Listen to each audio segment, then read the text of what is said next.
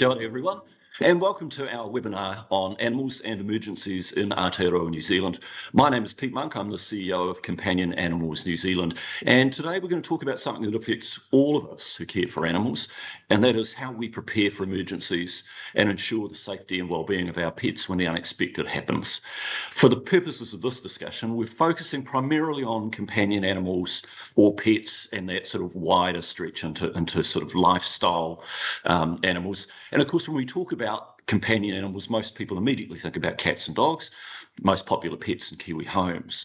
But companion animals actually cover a much wider range than that, with larger animals like horses, goats, smaller ones like rodents, fish, reptiles.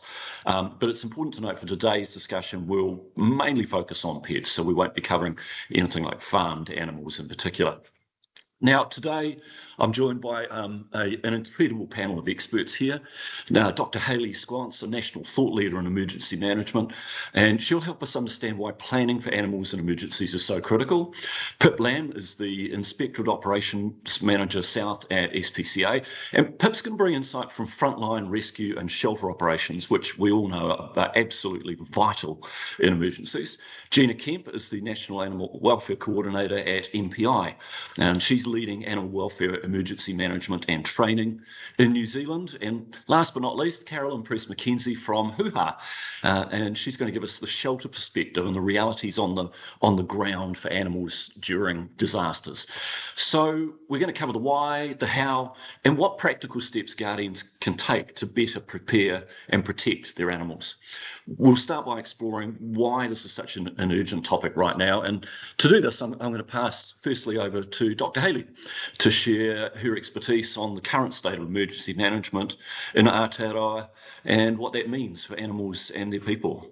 Hayley. Kia ora, and thank you for a great introduction and putting this panel together. What I want to preface this with is that people need to be aware that working in emergencies is probably one of the most complex environments that you can work in.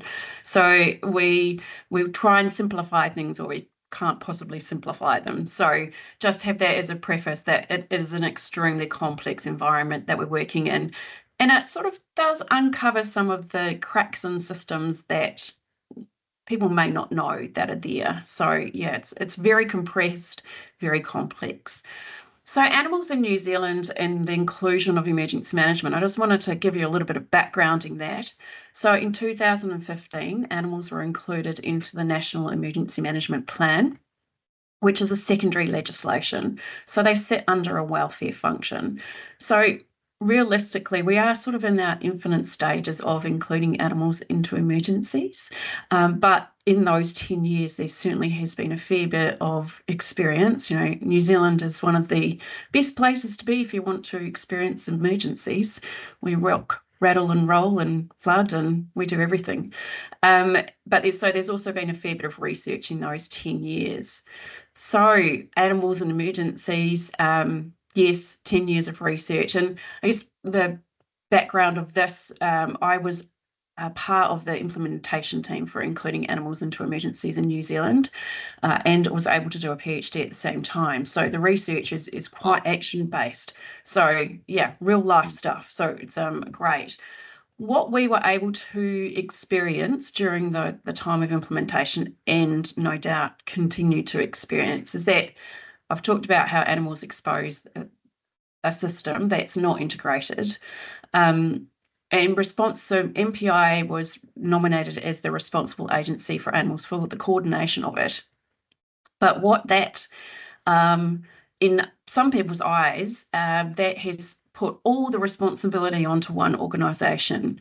And what we know as our experiences in the research shows is that we are complex beings, and we are not just made up of ourselves as singular people. We are, what makes us whole is everything around us. And so it is actually every agency's responsibility to have the animals in their mind. And it happens everywhere. It's not just a New Zealand thing, that animals have sort of been an attachment rather than completely integrated. we're doing some amazing stuff, and there certainly has been significant progress over the 10 years, but the research internationally does show that we have separated people out. Emergency management is extremely human-centric, and we have seen that in the bill. So the emergency management bill is going through some iterations. So it's actually a new bill, and they are shifting from a human-centric perspective to an all-of-society approach, which is showing us that it is still a bit human-centric and not as holistic as we possibly need it to be. So yeah, it's so I think those are some of the main challenges, is that we are working in a system that is not created for interdependencies. It's been created for people, and we've tried to simplify a complex environment. When you look at things from a national emergency management perspective, do you think animals influence whether and how people evacuate? And you mentioned sort of the complexity of how we're all made up. There must be some stress on people, and if they have to think about their animals and maybe make some different decisions in an evacuation situation.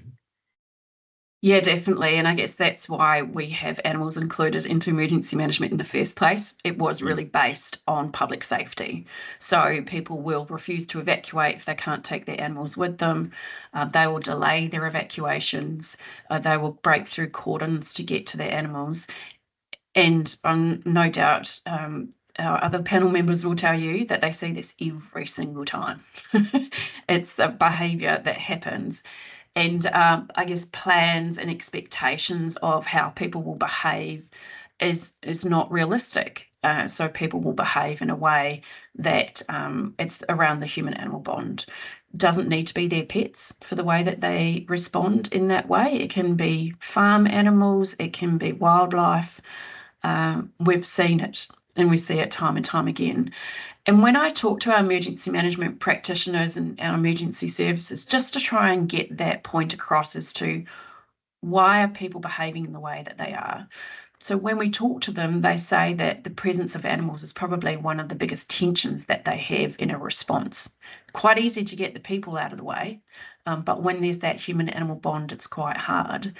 And people forget that it's actually in our DNA to protect animals, because we have evolved with animals. And so it's actually a neurological response that we're having. It's automatic. So you can't tell someone to do something when their brain's actually telling them to do it. Their DNA is protecting them. So it's a neurological response to what we are, we're trying to protect what protects us. Very good point, Hayley. And I suppose the other side of that too is as creatures of habit, we tend to not be as prepared sometimes for things, and we think things are just going to be just tick along and be fine. But you mentioned we live in these sort of shaky isles, and we rock and roll around a bit. Are we improving in our preparedness and people understanding that they need to have a plan, and what gaps are there? Really good question, and it's a point-in-time question as well. So if we ask that question straight after Cyclone Gabrielle, I'm sure we'd have a lot more people preparing than what they currently are. So NEMA, so the National Emergency Management Agency, does a preparedness survey every year. So I looked at the 2025 results for that survey around community preparedness. In that survey, or the results, it says that although 91% of the respondents said that they felt preparedness was an important thing to do, only about 40% of people are truly prepared. And so there's this, it's too hard, it can create some anxiety, it won't happen to me, I'll just deal with it when it comes. And with those things, if we're underprepared, we go directly to a stress response, and it goes back to neurology, right? So we go to the stress response, and the decisions that we make may not actually be the best decisions. So we hear that animal owners or pet guardians are responsible and they must plan for themselves, and we hear that from the sector all the time, which is right. It is what we have to do. But the reality is the majority of our population doesn't plan anyway. So if we expect 64% households to have a plan when, you know, a good portion of our community don't have a plan for themselves, it's I guess it's putting pressure on pet owners when it's not the reality of what's actually happening out there.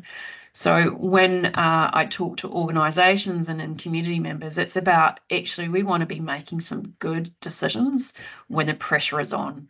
We want to reduce our cognitive load, and to do that, just thinking about it. It doesn't have to be perfect. You can just think about what you may do if you're at home or if you're not at home. Thanks, Hayley. Just a wider question to the panel. When an emergency happens, what do we see the first thing that typically goes wrong with animals or for animals? Yeah, sure. Yeah, I think one of the key things, like you say, even the people that might have a grab bag or something prepared loosely at home, if they're not at home, all those plans go out the window, and like Hayley said, they automatically become stressed and upset, and it just adds to kind of stress for everybody in the community in a time of, you know, high levels of stress anyway. The other thing I think for us, we strongly encourage people, you know, there are a prevalent amount of dogs, in particular in New Zealand, that are housed in kennel and runs, tethered, those sorts of things, that if you're not at home, that doesn't allow your animal to escape a situation, in an emergency situation either. So yeah, those are some of the key things that we've seen typically, and we've gone out to do those rescues with other welfare organisations in an emergency, and unfortunately found some pretty tragic events transpire because of those things. So thanks very much. Look, we'll just move on to roles and responsibilities in an emergency, and just give our audience a really clear picture of who's what in the process, and the picture of focusing on the emergency and helping people out. So, firstly, Gina, tell us about MPI's role when animals are affected by an emergency. Who are the parties involved, and how might that differ from what the public often assumes is involved? Pete. Yeah, so Hayley covered a little bit of it before, but MPI's role is being the responsible agency for coordinating animal welfare in emergencies. So that means that we're not leading the entire response, but we're just responsible for that little part of it that is animal welfare. And I say little part, but we all know it's actually a very large part. So we work with a huge range of stakeholders. We're really lucky to be surrounded by very supportive, knowledgeable, and excellent stakeholders, some of which are represented here today. So we have what we call our animal welfare sub-function at the national and regional levels.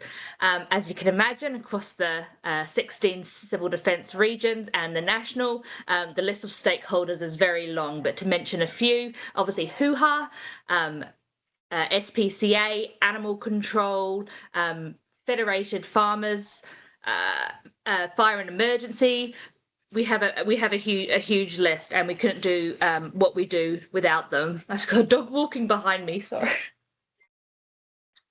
So I think one of the biggest misconceptions is that because MPI is coordinating animal welfare, that means that there's a big pool of money that can be tapped into. Unfortunately, that's not the case, and we really rely on the expertise and generosity of our support agencies, like the ones I mentioned before. I can understand the confusion.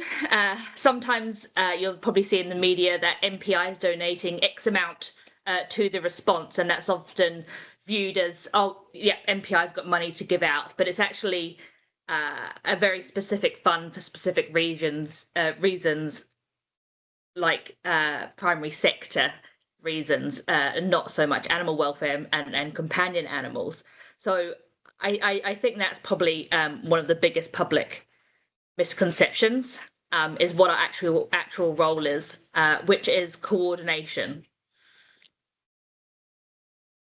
Prior to any emergency happening, or just in the general run of things, what What sort of coordination role does MPI have in preparation or training and those sorts of aspects, so that diverse groups of people who come together and do wonderful things, know what to do?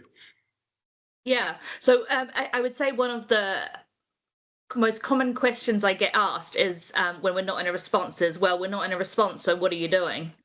So I guess people think I guess another misconception is that we're sort of just hanging around waiting for responses.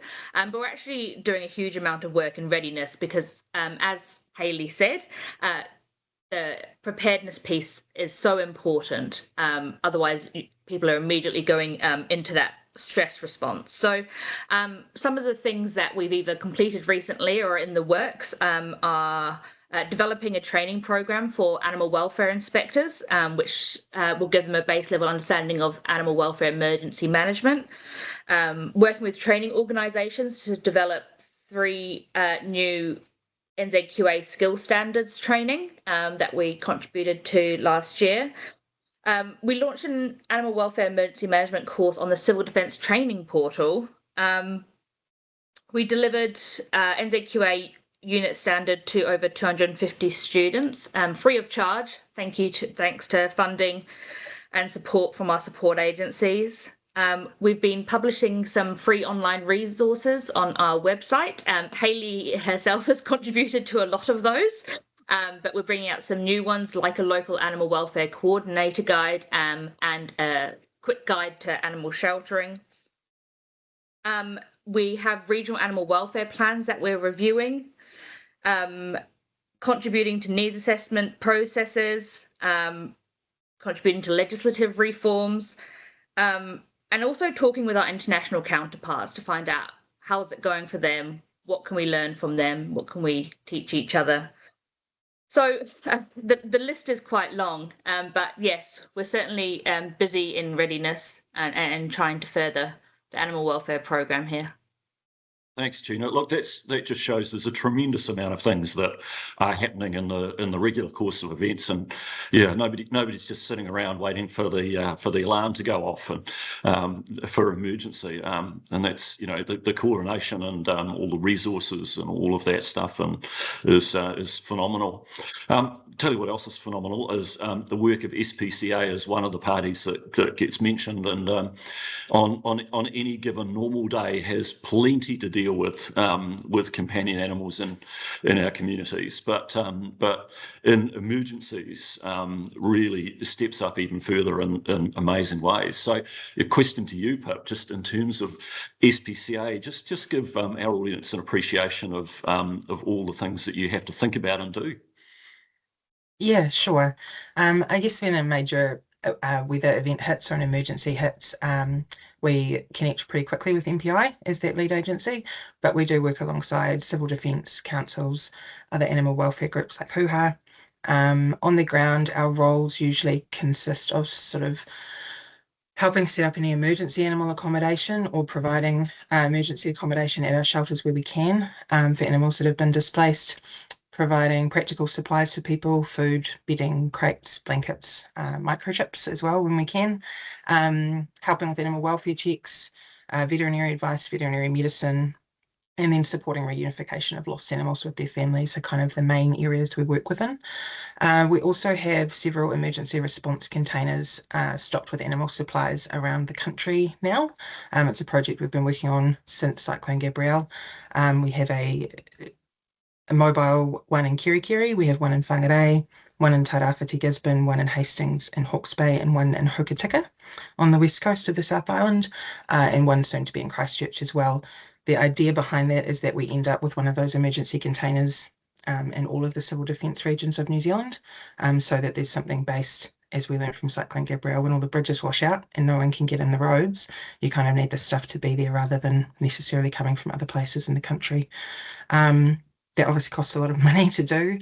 We're really lucky, as Gina touched on before, that we've got a lot of support in that space, but as always needing more. We've got 6, we'd really like 11 more of those around the country. So that's a project that we're working on currently in the preparedness space. Because as the others have already touched on, I think it works out at something like $1 spent on preparedness. It saves about $16 in response and recovery. So that's our goal, is to get to a place where SPCA can be kind of a community hub in each of those regions with that national footprint we have, to try and be there for our communities. Yeah, and are there ways with us as just average Joe citizens in and around the work that has to happen in an emergency? Are there practical ways that we can help what with animals in that situation from your perspective? Yeah, of course. Primarily donations are really important in that situation. So we've got, SPCA centres all around the country, so we tend to set them up as a bit of a community hub in a response.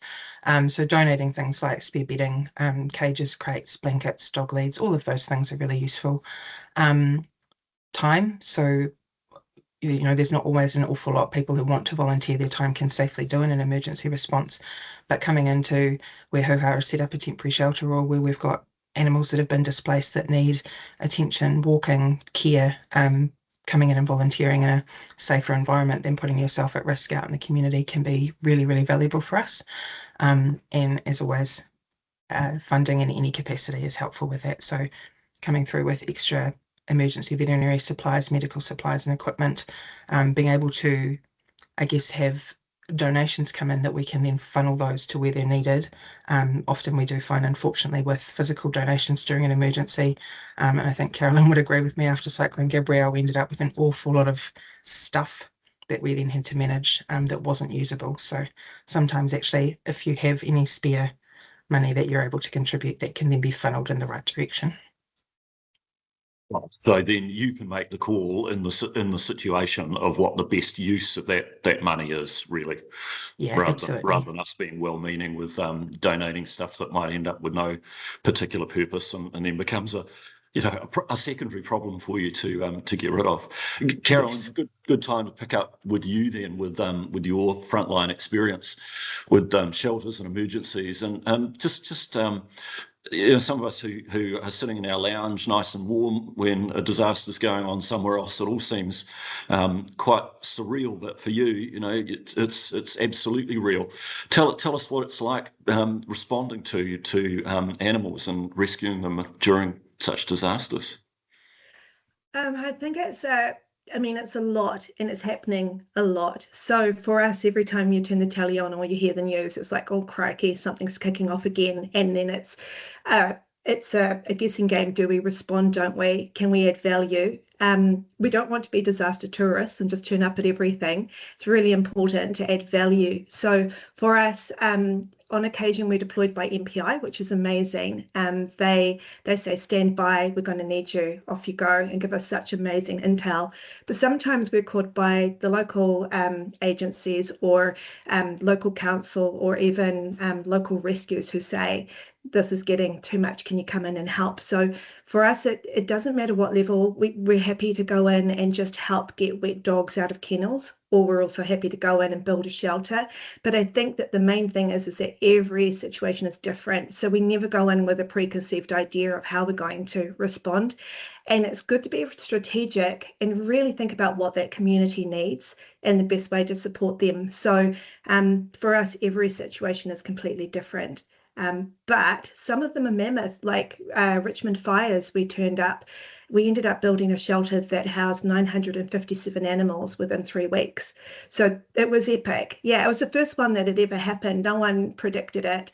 I'm not sure if we just went rogue and did it and now it's a thing, but it was important to the community. But equally, as community members come in with their pets, we need to tell them that we're just a sticky plaster. They need to still have a strategy on what happens next. So for us, the moment people start coming to us, we start helping them plan their exit strategy, because we can't sustain anything for too long. We're just there to wrap our arms around them during that moment of crisis, then help them move on to what happens next. For some people, their homes are out of action for a year or so.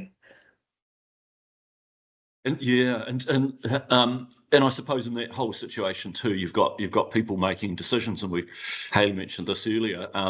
Sometimes those might be risky decisions that they're making, and there's, we might get a little bit complicated of mind and a little bit panicky, and there is the adrenaline rush. Do you, what sort of advice and things have you got for guardians in terms of what they should be aware of in terms of the risks they place themselves under, and particularly in possibly with unsafe properties? Sure. So we just saw actually down in Nelson recently, a gentleman tried to cross a river that should not have been approached.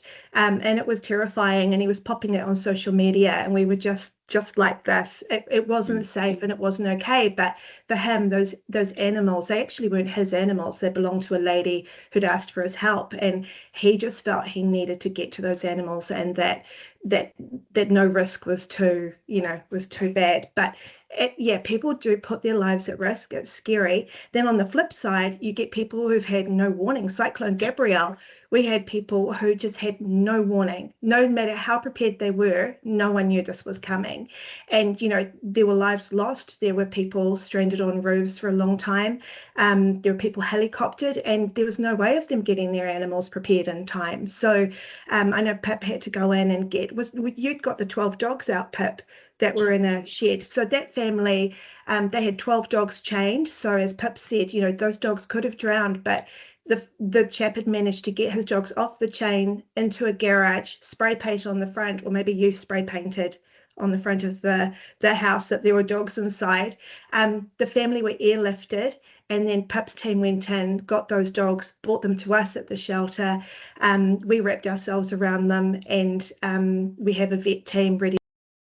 The people, when they walked in the door and found their dogs in our care, that just meant everything to them. They hadn't expected to have that sort of support. They thought their dogs were dead, and they actually told us we made their dogs a bit soft. But anyway, they had quite a nice time with us.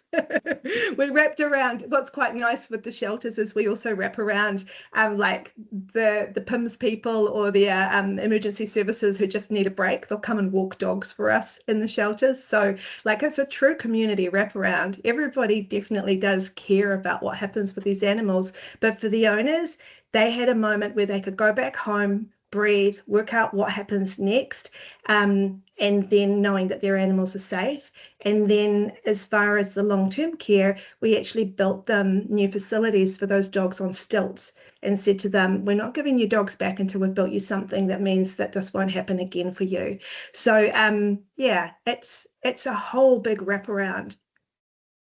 Do you see any sort of gaps in there? And I guess we learn so much every time there's a disaster, and some of it's creative stuff that we just do and then go, hey, that could work in the future. Do you see any particular things that are gaps in the whole sort of wider system in how we approach things at the front line?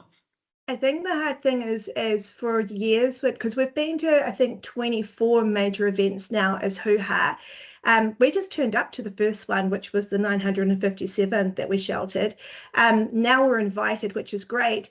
MPI love us, and I know New Zealand love us, but often we'll turn up and, the regular emergency services still scratch their head and wonder who the animal people are and what value they bring. So I think we're getting better, and I know SPCA, they have a long history of respect and trust in the community and with the other services too. So I think for us, it's just having being part of the conversation and being right at the front to get the right intel and being brought in at the right time. That's probably the most important thing. And also, we don't get paid for this. So when HUHA turns up, I think we've spent $500,000 in the last 10 years to provide service to communities, and it does kill us. We don't actually have a lot of money, so we really have to scrape to get through to provide this service. So it would be nice if the government acknowledged the importance of what we do, how important it is to the people, and to the communities and to the emergency services, because they're the ones who are having to jump in and try and deal with people who are hysterically not leaving because their animals are there. So including us right at the beginning, whether it's like Pip and I, we both will jump in on the ground and do rescue. We've done water rescue training. We've all got the skills, or whether it's sheltering, or whether it's helping with recovery, helping set up homes so that people can get home after an emergency. We just need to be very much part of the conversations, which I think Gina is really, and Hayley with her work, they're really helping us get there, but we're not quite there yet. I think Cyclone Gabrielle, and I was fortunate to be on the ground there with working with Carolyn. That was probably, and I've responded to like over 50 events. So I was also a first responder, but also a coordinator with MPI. And this one was different. And it was different because, one, it was so fast. But I think because the majority of the animals that were in the shelter that HUHA had set up, a majority of the owners were in hospital. So they weren't able to be there to look after their animals. But also not knowing the fate of their animals compromised their health. So there's some amazing stories in everything that everyone does, but the ones that really stick with me from that are the owners that were not prepared to look after their own health in the hospital until there was confirmation that their animals were safe. So they were able to then concentrate on their own recovery. So I think those sort of stories really show how important we need, or how important animals are with people. So we call it, one health, one welfare. But that's such a really strong story for us in emergency management as to why animals are so important, because it impacts everything and everyone. We had one woman, she was 75, and we didn't hear about her till 9 months after Cyclone Gabrielle.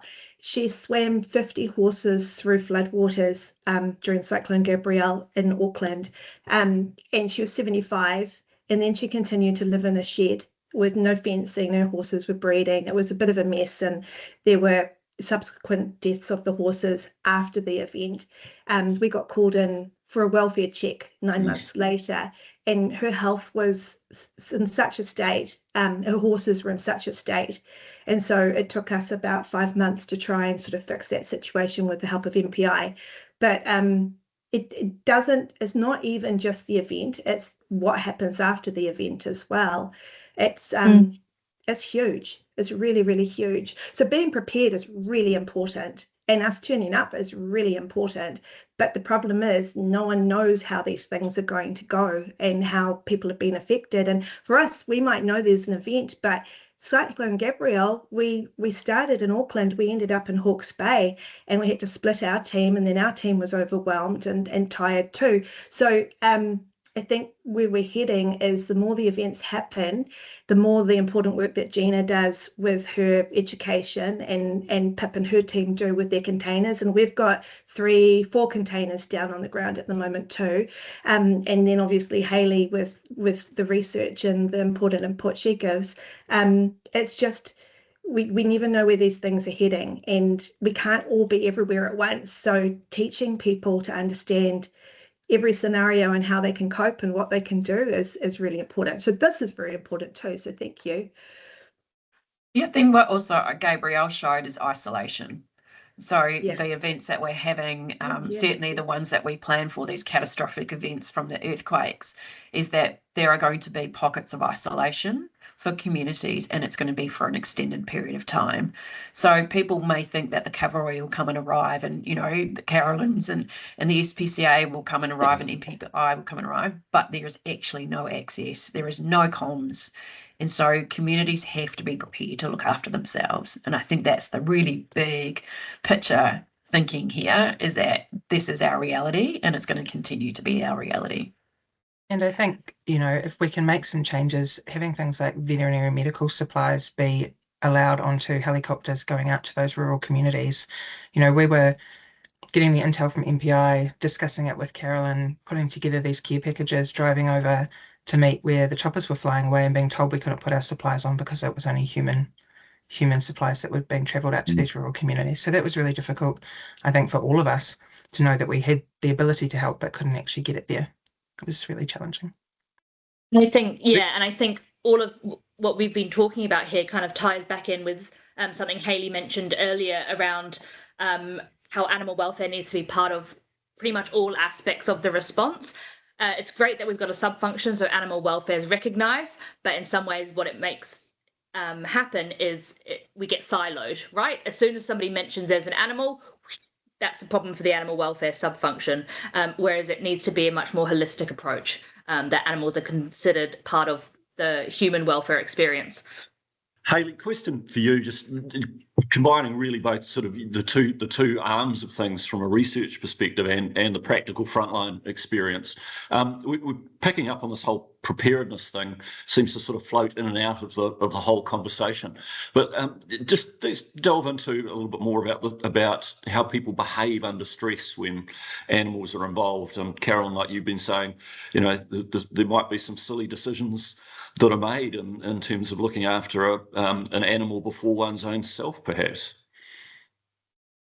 Yeah, but so you can see over my shoulder, if you have a really good look, you can see a brain over my shoulder. And I always start with any sort of work that I'm doing with organisations is about the brain. So it's a neurological response. We have a stress response that happens. So what happens with that is that there's catastrophic thinking. So usually in a response, most people have these most phenomenal ideas of what's actually happened to the animals, like they're burning, they've been ripped apart. You know, the worst possible scenario is what people picture. And if people aren't hearing what's actually happening, then they'll just continue to picture that the worst possible thing is actually happening to animals.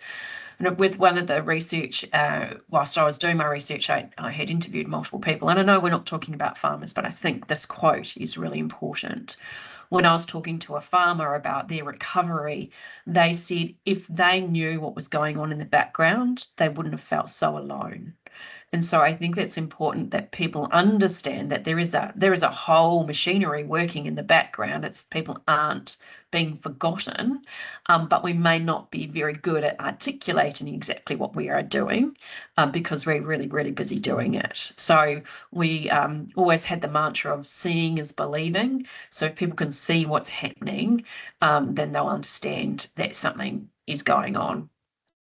And I remember from one response as well, as part of the MPI team, we were asked to go to a community meeting, which we generally are always asked. And we were required to stay behind because the community had questions, and the animal welfare line was the line that was the longest. So people were more concerned about what they needed for their animals than what they needed for themselves. And so what I see, and I honestly believe that working in this animal welfare space in emergencies has been a significant gift, because it's made me see what is really important to people. And again, I talked about, you know, it's everything that's around us. And I had a woman come up to me at the meeting, and she said, I'm so worried about my husband. And I said, well, what's the problem? She's like, he's worried about his girls. He's really worried about his girls. And I said, well, I was a bit confused because I thought, well, all the people are not there. And his girls were his cows. And he was on a lifestyle property.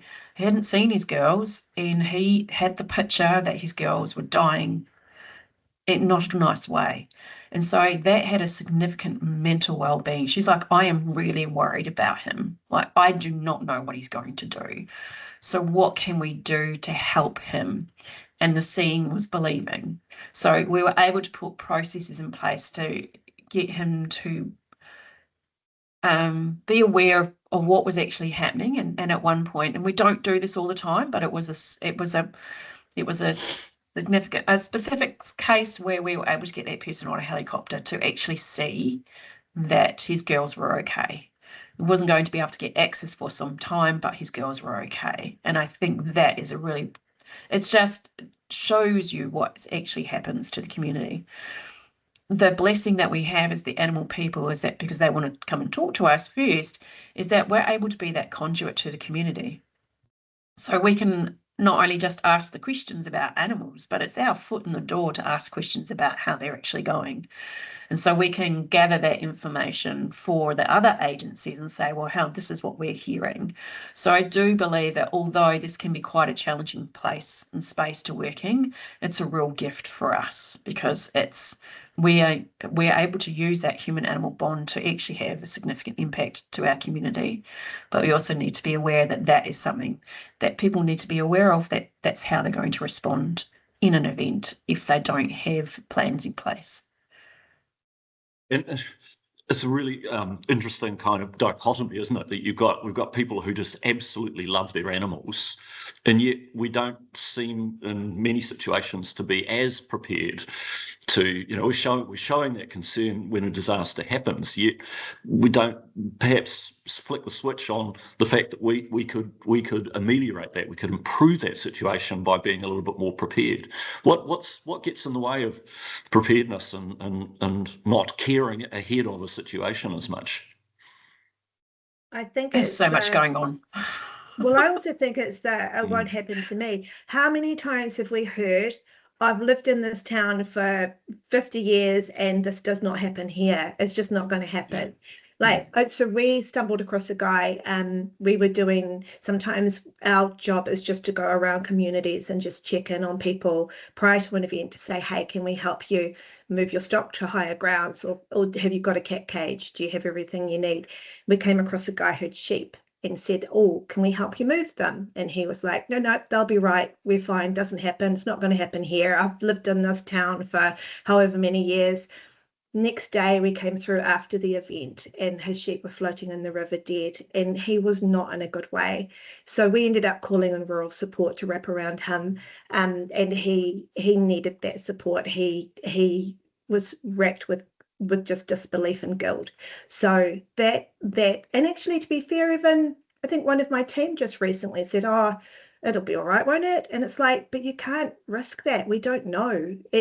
You just need, it's better to be prepared and not have needed that preparation, or to turn up and not actually be needed. That's a win right there.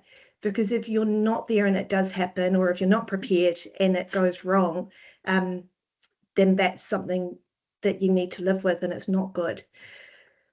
You think just our basic psychology is that we want to think the best, and we don't want to even sort of put a framework around what the worst case scenario would be. So we just yeah. I think there's also the misconception that animals know how to get themselves out of danger, and so we hear that a lot, really, with horses and animals in wildfires, is that, well, this is a natural thing. They know how to get out of it, and we've not put them in a natural situation. And there's some really good research coming out now around how these animals have no idea what to do. Wildfires are very quick. These floods are very quick. And so it is not something that's innate to them, because we have changed the environment that they're in. And they're not going to know necessarily how to be safe. We've put obstacles in their way. What do you think in terms of households we could be doing as the key things in that sort of whole preparation space for emergencies, and what would we prioritise for people to do and know what to do? Microchipping's a big one. It may not be the first one, but I mean, to be honest, the amount of animals that come your way and you can connect them straight away with an owner because there's a microchip on board. I mean, it's hugely important. And that's horses. You could do it with your pet pig. You could do it with, your cats and your dogs. We microchip everything at HUHA. It's so important to have that lifeline. And I think, keeping up-to-date registration too. So, don't adopt your kitten and know that it's microchipped and then move house 6 times over the next 4 years and then don't make those updates. Those are really important. And I think the other part of that is, again, if you're not at home, you might have your grab bag. You might have got to that place where you're like, I'm this prepared. I've got a bit of food, a dog lead in my little bag. I'm ready to go. But if you're not at home, then you're not going to have that. So having things like your pet's vaccination book and their microchip number and stuff saved on the cloud or on your phone or somewhere where you can access it, even if have lost your home or lost everything. Sometimes that one thing that's left that you can go, here's my information, yes, that's my dog, pick up your dog, and that's the only thing you've got left that can be a huge positive impact on someone who's hit rock bottom. Yeah, and I think, it's about building your community around yourself, right? So you might not be home, but somebody knows your plan for your animals and can enact that on your behalf. Also having places you can go. It's all well and good to have your animal and have evacuated safely, but what happens then? Having somebody close that you can go to immediately, and maybe someone a bit further away who might be out of the impacted area if you needed to go somewhere longer term as well. That's important. And one thing I've learned is always have more than half a tank of petrol. Like always, if it goes below half a tank, I get fidgety now, because Cyclone Gabrielle, we didn't have access to fuel. So it's just, well, for a little while anyway. So that sort of stuff. If you're going to go, you need to be able to go. I've got a like grab bag I take. It goes with me everywhere, and it's got, like as Pip said, it's got my pet info in there as well. As just the basics that I might need. I think that stuff's important if you can get your hands on it. I think a basic thing too is just to be aware of what your risks are. And preparedness is not about control. It is about reducing the number of decisions that you make when it matters most. So it's just having awareness of where you are. Some of the things I'd get people to do as well is that, there's this whole thing about not being at home. So from your travel from home to work, if you're working away from home, count the number of culverts and bridges that you go over, because they are vulnerable places along your journey. So they may be where you get stopped from coming back. So just even having, small amounts of awareness of those sorts of things, then that can be helpful as well. And try and get to know your neighbours. Indeed, for communication and assistance. Yeah. Do you see, like, from either from frontline perspective, Carolyn perhaps, or Hayley, or Gina, even from a coordination perspective, do you see real examples where that some preparedness has made a tangible difference? Definitely. Seeing it more and more, and also seeing Facebook communities. You know how people have little community groups? They'll suddenly jump in, like with horses, they'll all wrap around and help each other get each other's horses out. So there's definitely more awareness. People are accepting that this stuff is happening and it's bad, and that they need to be prepared. I think that the work that Hayley, Gina, Pip, and myself and you guys have done over the last few years has made a difference. I think it is infiltrating communities. So yeah, I think people are definitely getting better. There's been a couple of times where we haven't needed to turn up because the community has sorted it, and that is incredibly exciting to us. You probably see similar things in terms of different outcomes when people have been prepared and not prepared, and from your situation. Yeah, not prepared is it's just not acceptable anymore. I think everybody has, if you're a pet owner, I think you need to take responsibility for that, and everybody is seeing what's happening across the country. So I think, there's no excuse for not being prepared. The problem is not knowing where it's coming from, where the event's coming from, or how it's going to hit, or where you'll be when it happens. So definitely people need to be prepared, but we also do need all these other things in place. I just want to add there as well the significant, like, we can see the psychological impact this has on the pet owner, but it's not just them. It is the first responders. It is all the community around them, and there's some really good research that's come out recently, and it's some of it's come from New Zealand around the psychological impact that these events have on animal first responders that this has as well. So it's not just the decisions or lack of decisions that you're making is not just impacting your family unit, it is actually impacting first responders. And seeing first responders, so animal first responders, yes, we are used to working with animals that have died, whereas human first responders, that mental health or, the psychological impact of that is significant. They're used to people, but they're not used to animals. And so it's wide reaching, the impacts. Yeah, absolutely. And I was just going to add, because you asked the question before around preparedness versus not prepared, and my brain immediately went community hubs, because as Hayley and a lot of people know, in the animal welfare desk is one of the most popular ones, and the difference between prepared owners and not prepared owners is black and white. So the prepared owners come in, they're usually pretty chirpy. They just want to come in and have a chat and maybe even tell you about their preparedness and maybe even help. Whereas the non-prepared ones come in, they're highly stressed. They need help. They're living in their car with their dogs. Their dogs have skin issues from the water, and the difference between their stress levels is insane. Yeah, that's a good point. We mentioned microchipping and registering your animals. So one of the key ways we support pets and guardians generally, but specifically during emergencies, is through the New Zealand Companion Animal Register, or what we refer to as NZCAR, which we run at Companion Animals New Zealand. And it's not just a database, it's actually a vital, meaningful tool that is used for reuniting animals with their families when they go missing. And that, might be an everyday situation. We do that 365 days a year, but most particularly during disasters.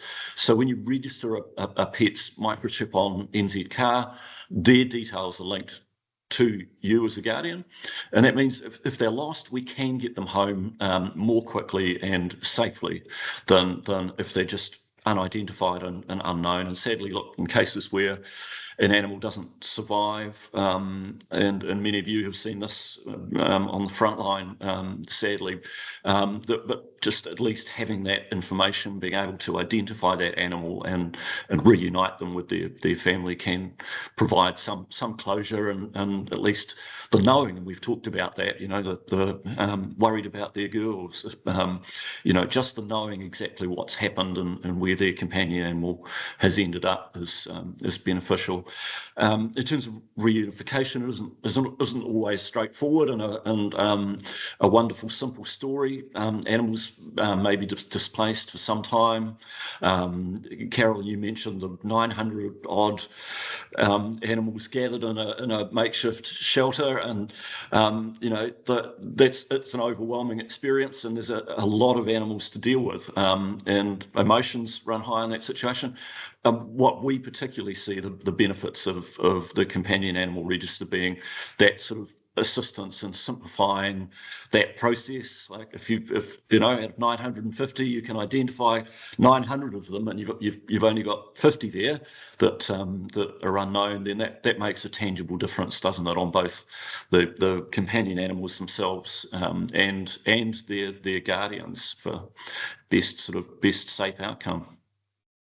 Yeah, and it takes me back again to Cyclone Gabrielle. So I was on call the night that it hit, and I was getting many calls from horse owners whose horses had gone missing. At the same time, I was getting lots of calls from responders, not animal responders, but people responders, and they were finding horses. And I'd say, okay, can you give me a description? Yes, it's a brown horse.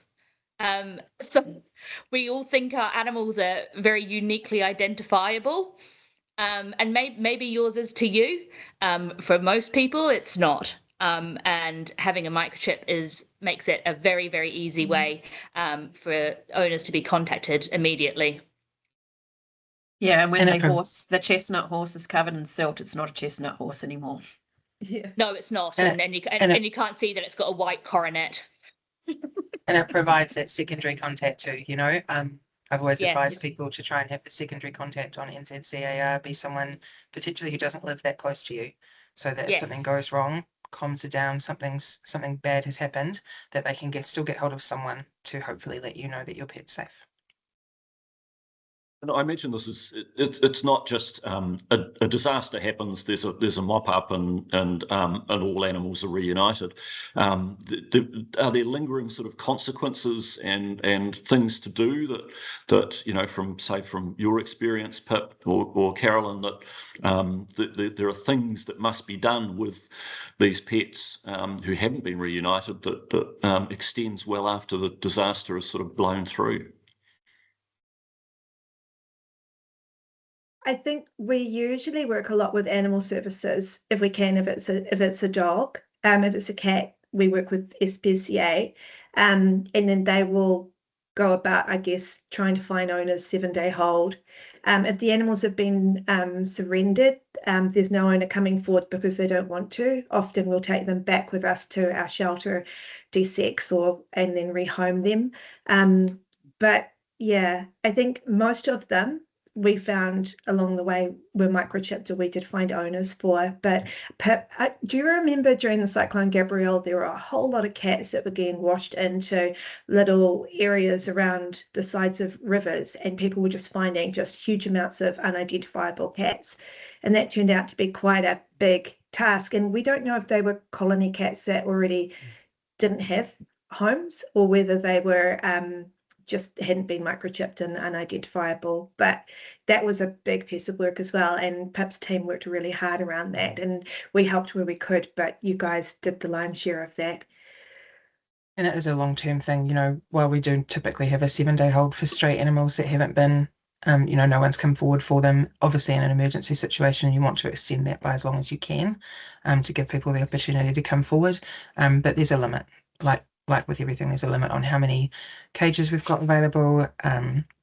Unfortunately, after an emergency response, moving into the recovery phase, our business as usual kicks back in quite swiftly, and it starts to impact, how much we can help other animals as time goes on. So yeah, the more microchips in place, the quicker and easier that process is, 100%. Really important. Yeah, and I think we focus on these events that happen all of a sudden, which, you know, it's important that we do, but we also need to be aware of those events that are a slow burn. And those are ones that are taking a little bit longer for us to see the impacts of what's happening. So drought is a really good one. And I, having spoken to Carolyn after multiple events and understanding what the challenges had been, the comment that Carolyn said really sticks with me, is that particularly from a lifestyle perspective, is that our pastures are not able to have that they're being impacted more so they're not able to take on the insults that we're continuing to throw at them now. So, you know, we can't grow pasture as well as we did. Our soils are really impacted, and so that is impacting our feed and the grounds that these animals are on. So we need to be well aware of that. We cannot continue to use the ground that we use in the way that we have before. We need to appreciate it a bit more and care for it better. The other ones too, which there's the current climate that we're in around the fuel and also geopolitical unrest, people may be quite complacent about what that impact could have on animals. And there is certainly potential. It's a real slow burn, but it has the potential for it to ramp up quite rapidly. So people need to be aware of all these different things. It's not just about weather events or, you know, earthquakes or wildfires. It's quite diverse. And certainly from a biosecurity perspective too, we're having an increase in the number of animal diseases that has potential to come to New Zealand too. So we've got to be across the board. There's also like COVID. Since COVID, Pip, you will have noticed the indiscriminate breeding that's happening. Like, we haven't recovered. During COVID, obviously, there wasn't the access to vets. And so, for instance, colony cats that were under control, those colonies have now bred out of control. There's dogs breeding out of control, especially you see it up north, and it's impacting all of us. So our business as usual is completely bogged and stressed. And then there's events on top of it. So I think New Zealand is in crisis because of the heavy burden of animals that are being born to with nowhere to go. And then you've got events happening on top of that are, it's causing a very, very, very huge demand on resources. And then when we do have an event, these animals are also displaced. So we have to find a way to deal with that, which again comes back to the microchipping being really helpful. But it's quite scary out there at the moment. But the good news is seeing communities starting to wrap around it, and everything everyone has said. It's that knowing who your people are, who to call, where to get that help from, and I live on a hill and go, yay, I live on a hill, but then I'm behind a forest. So, you know, maybe a flood won't get me, but a forest fire might, or an earthquake will wipe us out. As I drive around now, after all of my experiences, I drove around New Zealand a lot. And I look at these beautiful properties and go, oh, I wouldn't buy that one. Oh, yep, that one's a bit dicey. So, and I mean, it's just sad. It's really, really sad. But we're all, yeah, we just have to all be ahead of the game if we can in any possible way. And push that public awareness, I think. I think we're all trying really hard to attend these community hubs and have lots of kind of small information brochures, things we can hand out to people to try and encourage that personal preparation. Because, you know, there's only so much, as Carolyn said, that we can all do. Getting people to be on board with and reaching out for help. So, you know, if you're not sure, contact your local SPCA, contact HUHA, contact MPI, ask the questions. We're always happy to help people prepare for those situations.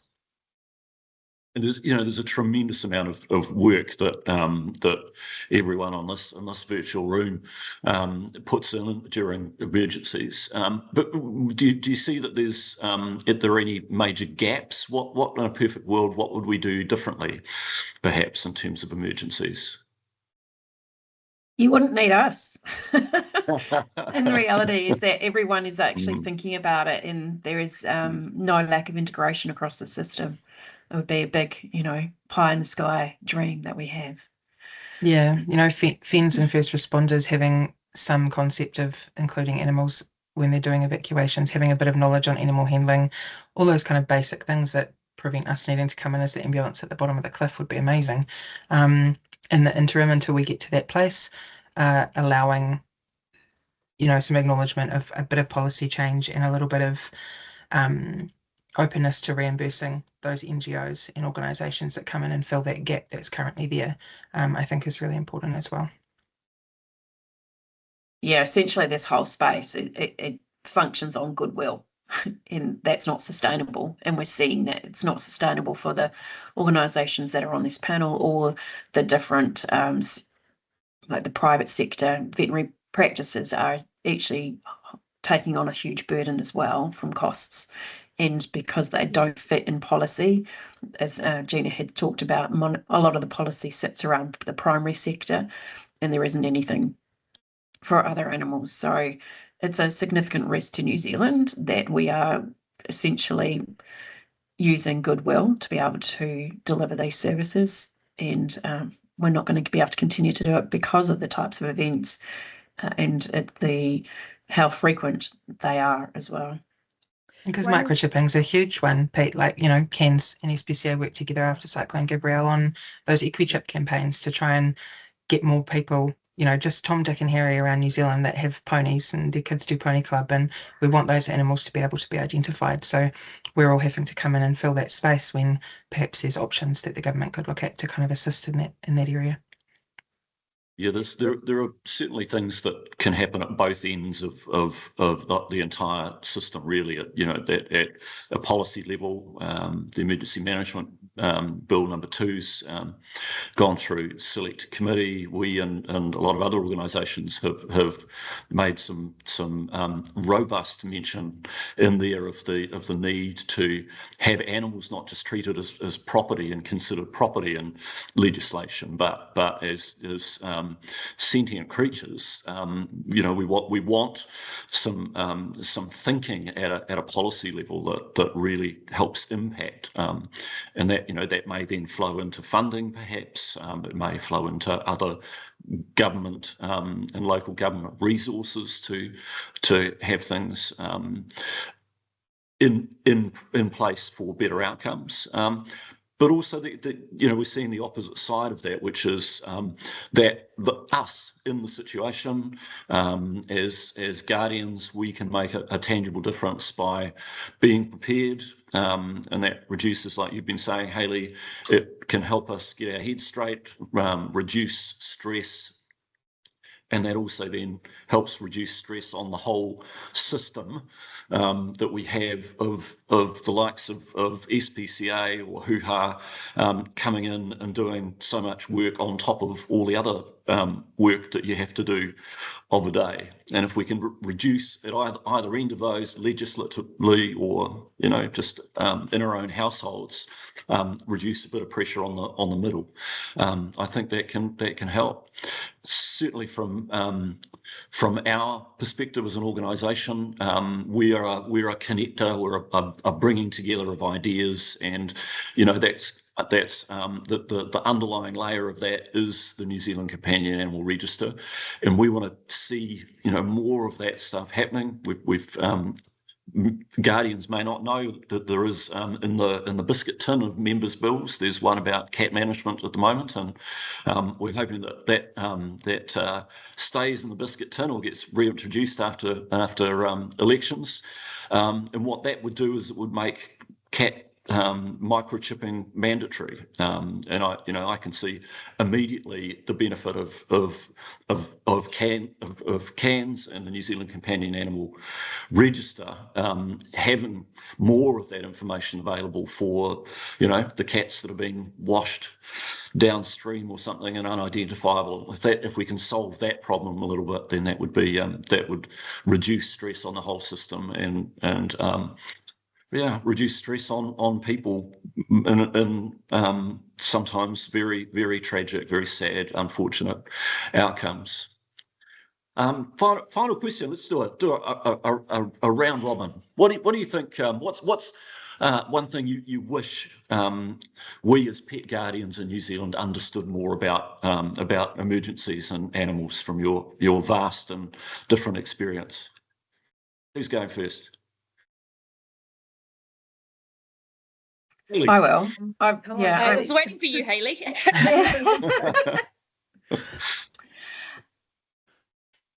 That we need to be aware, not just because of pets, but it's for everyone. So there is a low proportion of the population that actually prepares, and we need to change that. So if you're preparing for your animals, you're preparing for yourselves. So definitely from that perspective, animals don't know how to save themselves, so we need to take some responsibility for that. But on the other end of the spectrum as well is that I just want people to realise that animals that haven't created a problem, they're the ones that actually reveal where the system is already under strain. And so we shift that narrative of that animals are an issue to actually, I call animals the sentinels, because they are the ones that are revealing the cracks in the system. And so I'll go back to that. They've been a real gift because it's showing us some of the real challenges that we have, but also shows us some of the solutions to the challenges that we've got in emergency management. Hayley? I can go next and completely agree with everything Hayley said. I think my take home is if your plan is that you will grab your animals and take them with you, if that alone is not a plan. We've talked so much about what needs to happen to ensure that your animals are safe in an emergency, and that includes considering what they're going to need after you've grabbed them and got out of your situation. Who can you take them to? What are they going to need if you have to be out of your home for an extended period? You can imagine that if everybody who evacuated with their animals had that same plan that they just grabbed and got out of the situation, how much pressure that is on our wonderful support agencies to try and house and care for those animals. Animals are your responsibility. Make a plan. Thanks, Gina. I think mine would be, please microchip your animals, your pets. It's just the number one thing that we check first off, and it's going to be the first thing we do is try and get in touch with you. So yes, be prepared, and if all goes terribly wrong, as it sometimes does with these things, have your animals microchipped so we can try and reunite you. My one or two would be leave early. It's better to leave early. Just if you think something's coming and it might affect you, if it does, it's going to be potentially catastrophic. So just get well ahead of it, leave early, go to friends and family, have friends and family already identify the ones that can house you and your pets comfortably. And then I think the other thing is, I mean, this doesn't always work because sometimes comms are out, but just to holler if you need help. We're all at the other end of a phone 24/7, and we've all got a wealth of knowledge. And I remember heading down to Christchurch for the floods, and we sat there and we decided to do a comm centre. We didn't need to do a shelter. We did a comm centre. And I remember a young girl, she was only, I think, 16, and she had to evacuate horses, and she was so scared. But we were able to talk her through it, and she did an amazing job. We connected her with her neighbour, and it was just, she was just grateful. She just needed someone to help her get her plan clear in her head. Her parents weren't home, and we helped her pull off quite an incredible evacuation. And we weren't there with her, but we were there with her. So people can call us. We've been through it all. We know the tricks, we know the tips, and we can help them stay safe while they do what they need to do. And I'll just jump in there too, because there's never a last word. And I think this is a really good segue to it. We need to realise that our animals are very intuitive, and they can pick up on events occurring before we can. So they're fight-flight animals, so they are going to be on edge. And if we're on edge, then it makes them even stress more. So if we want our animals to be easier to work with during an emergency event, we need to calm ourselves down, which will also, it's correlation, so trying to calm them down at the same time. And the way we can do that is by having a plan in place. And so, yeah, it's really important that you understand they're fight-flight animals. They're going to try and look after themselves, and that will be running away, which is not necessarily the best thing to happen during that time. So we need to co-regulate. Thanks, Hayley.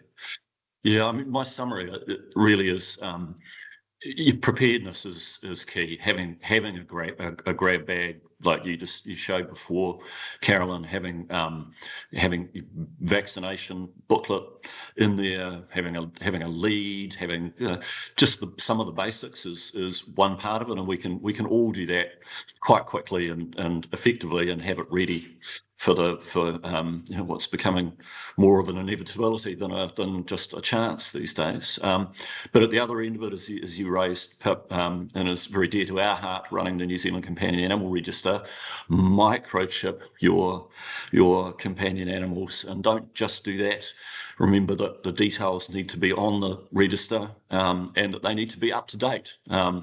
So yes, not 6 houses down that you lived in 10 years ago. And that we've talked a lot about stress here, and I think that having that ability to identify quickly, early and successsul reuniting of a guardian and a companion animal, if they've in that fight or flight, as you say, Hayley, they've got to look after themselves and might do a bunk. If we can get those parties back together quickly through identification, then we've reduced stress on that animal, we've reduced stress on that guardian, and we've reduced stress on the system and the vital part that each one of you play in it in an emergency management situation. So look, I think that's an ideal time to wrap, and I just want to extend our thanks to you for what I can see already is going to be some very valuable stuff as guardians listen to this and have some takeaways, and might prick a bit of conscience about being prepared and at least thinking about it and crafting a plan, and something a little bit more detailed than most of us probably have, and that can make a big difference. So Dr. Hayley Squance, your thought leadership in this area in emergency management is most appreciated, and thank you very much for being with us today. Carolyn McKenzie from HUHA, you have such a valuable set of experiences on the front line, and the creativity and the speed with which you tackle problems in emergency situations just blows me away. Pip Lamb from SPCA, the work that, SPCA is a key partner with our organisation, and we're in all of what you do 365 days a year, and if you can be in double or, then that's what we have when you step up in disaster situations. And Gina from MPI, thank you so much for being with us. I think it's vital that people see that there's actually a tremendous amount of preparation, a tremendous amount of thinking, resourcing that goes into things in all the days that we're not dealing with emergency management. And it's certainly not a case of teams hanging around waiting for the phone to ring. There's a tremendous amount of stuff that happens, and MPI plays a vital coordination role that improves the odds for companion animals and guardians in every disaster situation.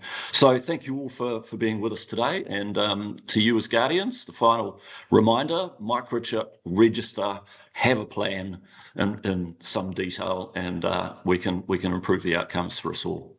Thanks very much for joining us today.